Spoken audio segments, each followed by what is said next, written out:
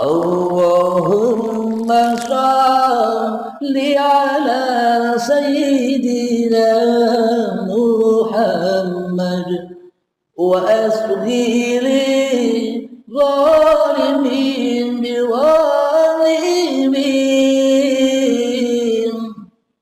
wa akhrijna min bainihim salimin wa ala alihi wa sahbihi ajma'in.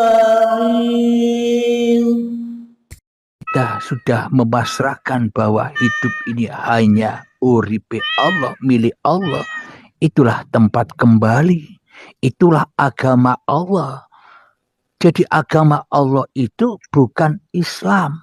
Islam itu kan terjemahan bahasa Arab. Tapi agama Allah itu adalah berpasrah diri. Apa yang harus dipasrahkan? Hidup dan badan bukan milik kita. Apalagi apapun yang kita pikirkan, apapun yang kita lakukan pun juga bukan milik kita. Itulah yang dimaksud berpasrah diri kepada Tuhan. Itulah yang dimaksud agama Tuhan itu. Bila yang suci di dalam hati kita hanya Tuhan, bukan manusianya, ya itulah agama Tuhan. Ketika manusianya sudah kembali kepada Tuhan, maka akan bangkit kerasulan manusianya. Apa yang dimaksud bangkit kerasulan manusianya? Setelah menyerahkan semuanya kepada Tuhan, maka bangkitlah kesadaran manusia akan Tuhannya. Maknanya hatinya selalu lillahi ta'ala. Hatinya selalu diperjalankan Tuhan. Duduk nih, oh ternyata selamat bukan aku yang bisa duduk. Ternyata engkaulah ya Allah yang selalu mendudukkan aku, yang selalu memberdirikan aku, yang selalu memandiin aku, yang selalu menyuapi aku di dalam makan dan minum, yang selalu menjagaku dari mara bahaya. Ternyata itulah kesaktian-kesaktian Allah yang selama ini tak pernah kita saksikan. Kenapa? Karena dajjalnya masih ada. Begitu Kang Mas. Ya.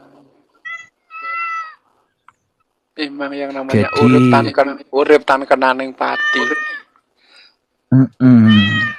Jadi itu bukti bahwa hidup bako.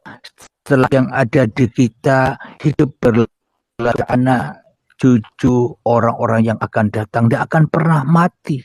Allah itu menciptakan seluruh ciptaannya.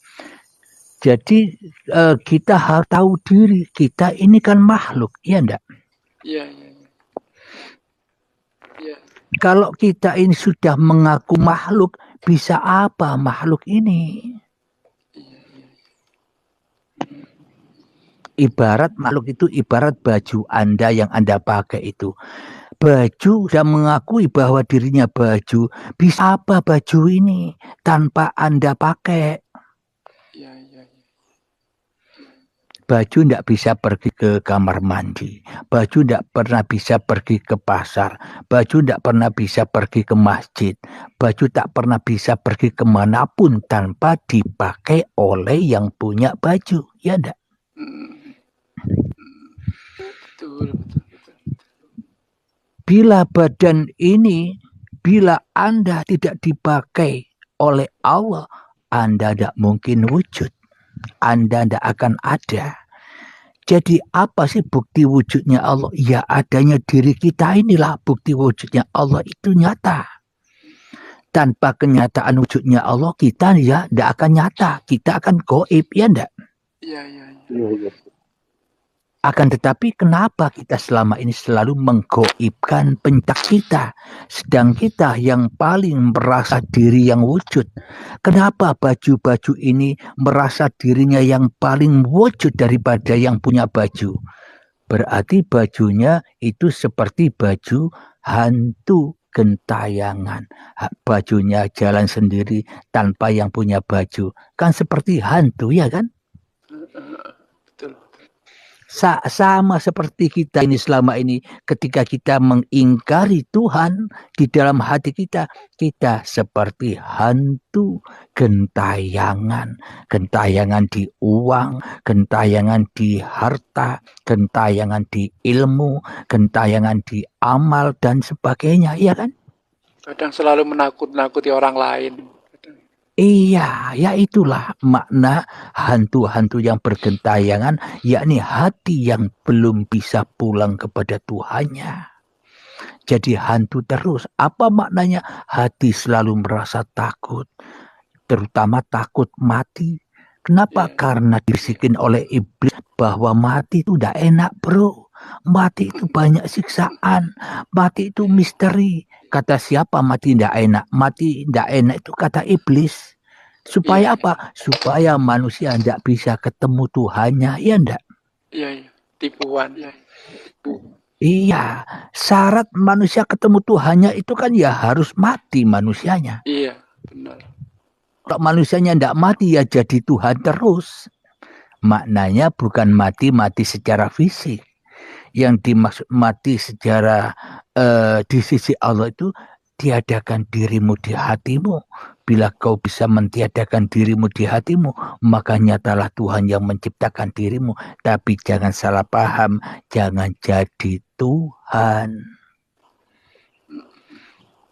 Apa bedanya yang dulu dengan sekarang? Kalau yang sekarang tetap pemahamannya, kalau hidup ini Allah, berarti kan aku Allah. Lah itu yang salah paham. Sehingga dengan kesalahpahamannya karena tidak digurukan kepahamannya, akhirnya hawa nafsu membawa manusia kepada kesesatan. Akhirnya ngaku-ngakulah anak al-haq, akulah Tuhan, sehingga melihat orang lain selalu meremehkan. Oh, kamu belum sampai. Oh, kamu masih syariat. Nah, inilah imbas dari orang-orang yang belajar sendiri tanpa guru, tanpa dibaiat oleh guru. Benar. Akhirnya tersesat jalannya, seolah-olah memang dia paham. Setelah menyimak paparan-paparan urip Allah, merasa paham, tapi yang masih merasa paham kan masih hawa nafsunya. Ya. Apa bedanya Dajjal yang paham, ya kan? Ya. Jadi kita masih disesatkan oleh hawa nafsu, dimursiti, dituan gurui oleh hawa nafsunya sendiri. Aku sudah tidak butuh guru lagi karena aku sudah paham paparan-paparan di urip Allah. Nah, sama halnya waktu Anda SMA, kuliah, Anda tidak mau masuk ke sekolahan formal karena bayarnya mahal. Mending Anda beli buku-bukunya sendiri, belajar sendiri. Kira-kira bisa lulus? Ya nggak bisa. Itulah guru mursyid. Nah, tidak akan pernah bisa sempurna lulus. Yang bisa menyempurnakan. Nah, begitu. Jadi carilah guru yang bisa menyempurnakan apa yang kita pahami. Agar apa? Agar kita tidak mengaku-ngakui paham ini milik kita. Agar ada yang nuntun. Jadi kalau kita belajar sendiri, Kang Mas, ya butuh puluhan tahun. Kita disiksa terus dengan kepahaman kita. Kenapa? Karena seolah-olah Allah ditetapkan. Ini yang duduk Allah, yang berdiri Allah. Ngapain Allah ditetapkan begitu? Ya kan? Kan seolah-olah manusianya yang ngatur-ngatur Tuhan. Ya enggak? Iya. Merokok. Ya, mohon maaf, itulah yang terjadi pada saya sekarang inilah. Iya, sama yang terjadi pada diri saya pun juga begitu dulu-dulunya. Sama, perjalanan manusia itu sama. Dari dulu yang tidak paham, akhirnya dipahamkan atas kehendak Allah, ya kan? Sama. Perjalanan tiap manusia itu sama. Pasti kullu nafsin dha'iqatul maut. Setiap yang bernyawa pasti mati. Apa yang dikatakan mati di sisi Allah? Mati hatinya. Yakni hatinya keras, melebihi kerasnya batu, siapapun orangnya. Bahkan para rasul-rasul dulu ya pernah mati hatinya. Karena Allah menghendaki para rasul-rasul itu kembali kepada Tuhannya, maka dihidupkanlah kemanusiaannya setelah mengalami kiamat, setelah mengalami baiat, setelah mengalami kematian. Jadi kalau manusianya belum mati dulu, tidak akan pernah jadi rasul-rasulnya Allah, tidak akan pernah bangkit, tidak akan kembali kepada menjadi khalifahnya Allah. Selama ini kita hanya menjadi khalifahnya hawa nafsu kita sendiri saja di dalam hati kita. Iya tidak, Kang Mas? Jadi memang untuk perjalanan menuju Allah kita pandai-pandai membombardir atau membongkar-bongkar kesalahan-kesalahan yang kita lakukan selama ini terhadap Tuhan. Agar kita sadar iman yang sebenarnya, iman itu yang bagaimana sih? Selama ini kan hanya tahu pokoknya aku iman kepada Tuhan, tapi di dalam hati kita hanya iman dan mengesahkan hawa nafsu kita sendiri. Iya kan? Nah, itulah yang terjadi padaku. Bagi yang baru gabung, waalaikumsalam warahmatullahi wabarakatuh. Itu bukan terjadi kepada Kang Mas saja, kepada seluruh manusia. Karena kodratnya seluruh manusia diperankan ya seperti itu. Sama seperti Nabi Adam ya. Kalau Nabi Adam tidak makan buah khuldi, ya tidak ada kesalahan di dunia ini ya kan? Ya. Apakah Nabi Adam dan Siti Hawa itu makan buah khuldi dengan karpe dewi? Tidak kan? Itu semua kan kehendak Allah juga kan? Belajar istilahnya ngawulo, Sama-sama belajar di sini. Moga Kang 1 tambah 1 atau yang lainnya silakan. Ayo ngobrol-ngobrol dengan para sahabat-sahabat ini. Kang Muhammad Budi, waalaikumsalam. Iya, caranya untuk agar bisa untuk 6 orang apa ya? Merahnya ini harus disetting ya apa? Saya belum ngerti ini. Sejak seminggu yang lalu cara mencari agar seperti live-live yang lain itu loh. Saya belum paham apa yang harus dipencet ini. Pokoknya ya coba pencet-pencet nanti salah kembali lagi gitu. Iya, tidak bisa, saya usaha sudah belajar, tidak bisa. Bisanya ya begini, ini ya, biarlah. Pokoknya kuncinya kan jangan putus asa. Iya. Gimana apa yang maksudnya dijawab biar tadi kameranya bisa diterima gitu, orangnya. Enggak, maknanya kan bisa untuk 6 orang, ini kan cuma 5 orang ya kan? Juga. Iya, sudah saya coba. Nanti lihat di YouTube saja caranya. Iya. Tentang jawaban-jawaban tadi kira-kira bisa diterima dengan logika, Kang Mas? Bisa Kang Mas. Bisa terima logika. Alhamdulillah. Jadi ya Kang, maknanya itu bahwa manusia itu sebenarnya dohirnya Allah, gitu ya. Dohir batin itu hanya milik Allah. Al-Fakir, assalamualaikum, jika masih manusia yang wujud maka ia masih tiktokan. Wassalam. Iya, mana ada manusia bisa tiktokan, Mas Bro? Hanya hidup yang bisa tiktokan, hanya hidup yang bisa whatsappan, hanya hidup yang bisa bekerja, hanya hidup yang bisa naik motor. Semuanya serba sang hidup yang bisa apa-apa. Manusia bisa apa? Baju tidak bisa apa-apa, iya kan Kang Mas? Contoh, baju yang Anda pakai, kalau Anda memakai baju, apakah baju Anda bisa model tiktokan? Iya enggak? Siapa sebenarnya yang tiktokan? Bajunya apa hidup yang memakai baju yang bisa tiktokan? Iya enggak? Ya. Dikira kebanyakan orang-orang mengenal Allah itu seperti orang-orang zaman dahulu di hutan sendirian tanpa manusia yang lain bertapa. Dikira orang makrifat itu seperti itu. Kebanyakan orang salah pahamnya di situ. Oh, masih tiktokan ngaku makrifat. Memang manusia tidak bisa makrifat.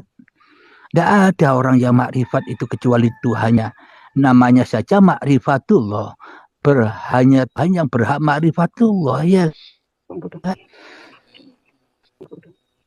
Sedang tidak bisa apa-apa. Manusia hanyalah berserah diri, makmum kepada apa yang diperankan oleh hidupnya, ya kan? anu aja Kang, Seruput itu dulu Kang kopinya. Ayo ngopi. Al-Fakir Iya. naikin aja, saya tak turun. Mungkin mau ada yang disampaikan. Iya. Oh iya, Kang Fakir. Iyalah, Kang Fakir kan suka guyon. Dengan Iya. guyonan itulah bisa terjawab apa-apa yang ada di unek-unek manusianya, ya kan? Ya. Memang Memang harusnya di kadang dunia itu ini guyon, kadang serius gitu bisa masuk. Kalau iya, terlalu banyak seriusnya kadang itu mental kadang. iya mental tegang terus ya. Harus banyak guyon juga. Boleh. Karena saya juga senang guyon. Alhamdulillah.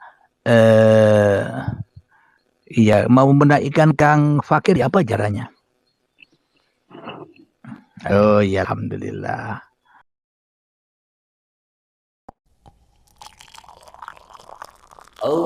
Allahumma shalli ala sayyidina Muhammad wa asghiri zalimin biwalimin wa akhrijna min bainihim salimin